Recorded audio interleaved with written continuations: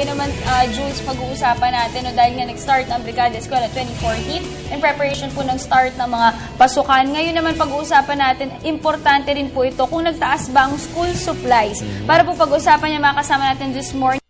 Welcome, Attorney Victorio Mario de Magiva, Undersecretary DTI Consumer Protection Group. Good morning, Yusek. Good morning, sir. Good morning po. At good morning po sa mga nanonood ngayong araw na ito.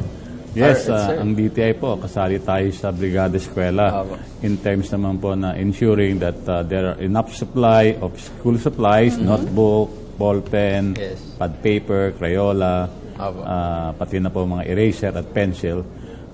Not only supply but also yung presyo po, kailangan po hindi tataas. Ano, ha? So, Yusek, wala pong pagtaas ng presyo ng school supplies ngayong taon? For the past 5 years po, ang presyo po ng school supplies had remained stable. Okay. Sir, paano niyo po na-maintain na hindi magtataas itong mga supplies?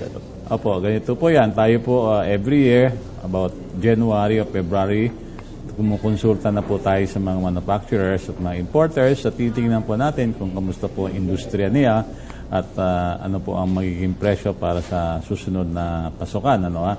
So, as March po, na-establish na po namin ang SRP o yung gabay sa pamimili ng school supplies. Nang sa ganon, nailalathala po namin to, tapos na po malathala, may mga posters na po tayo na nailagay sa mga bookstores at nasa website din po na yan ng DTI. Yusek, na-monitor po ba natin yung dami ng consumers and this year po ba mas marami po ba compared last year ang bibili ng school supplies? Ang sabi po ng DepEd, there will be at least 25 million students. Wow. No, yun po ang nadinig kong report nung Sabado doon po sa aming programa po. Tapos, sir, saan po yung pinaka-focus na lugar ng DTI na siyempre tututukan nyo?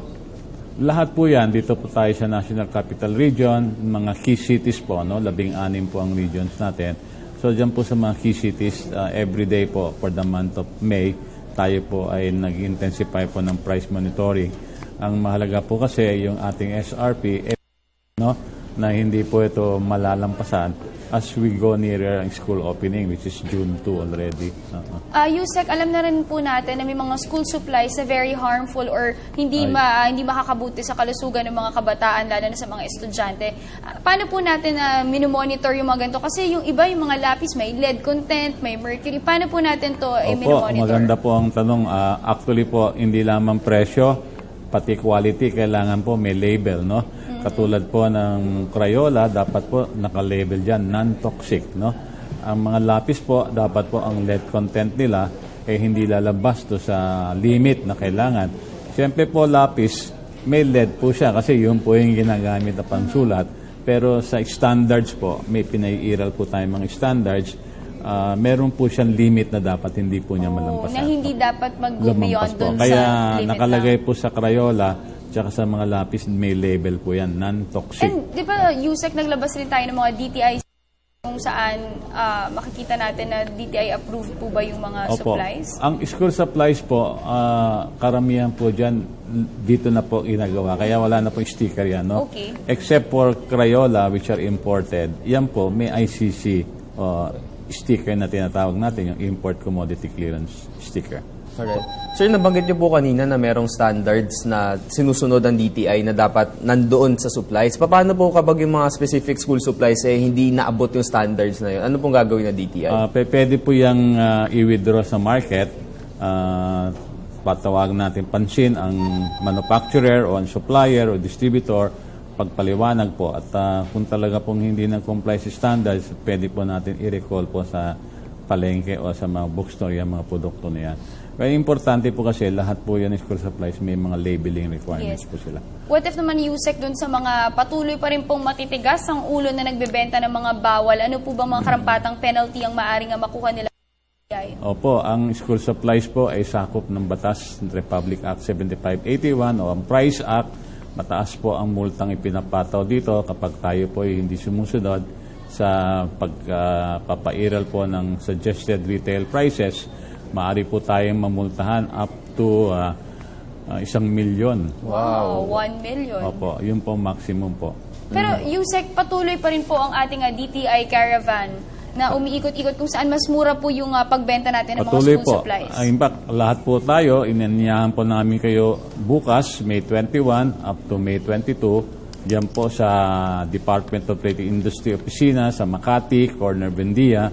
Umpisa po ng Diskwento Caravan for Balik Eskwela. Meron po tayong school supplies, may mga pagkain po, may sapatos ng bata, uniforme para sa mga Kompleto elementary. na, no? Kompleto po, no?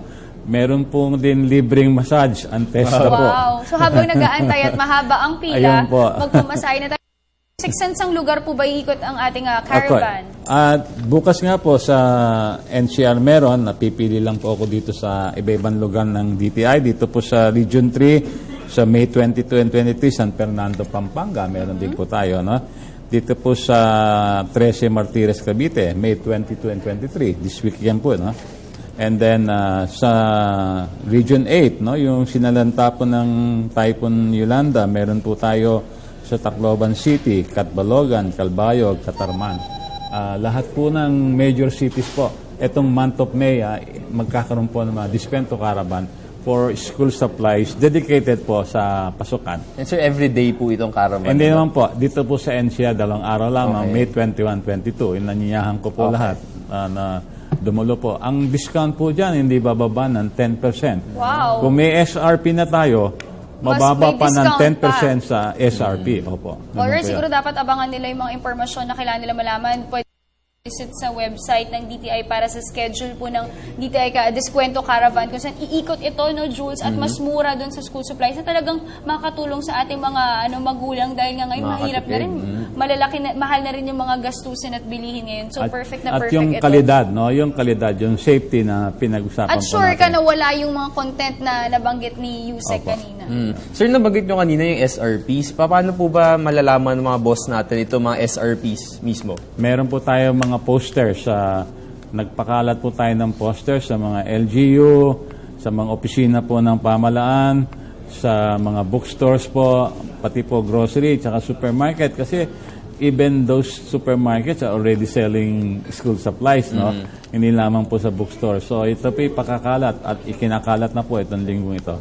Alright, Yusek, besides Diskwento Caravan, what are your other upcoming activities or projects po ng DTI na makakatulong po sa mga estudyante ngayong nalalapit na pasukan? Tuloy-tuloy po yung ating intensified price monitoring. Importante po yan na hindi po lalagpas sa SRP ang presyo. Yan po malaking tulong na amin po ibinibigay sa mga magulang nang sa ganun po ay assure po natin na ang presyo ng school supplies is stable.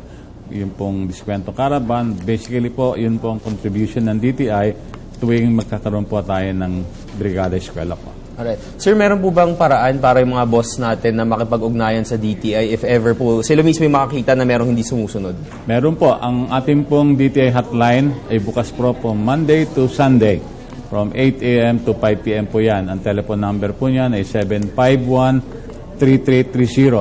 Ulitin ko po, 751-3330. Lahat po nating mga katanungan, mga complaints, ano man dagdag kaalaman tungkol po sa pagdating ng pasukan, matatanong po natin sa ating pong hotline po.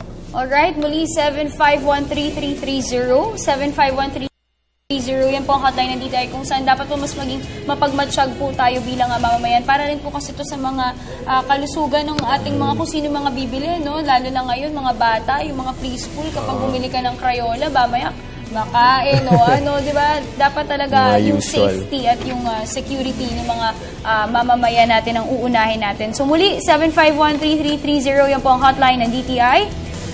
Yusek, siguro any message to our viewers? Opo, tangkilikin niyo po ang aming mga Diskwento Caravan. Ikot po kami itong last 2 weeks of May.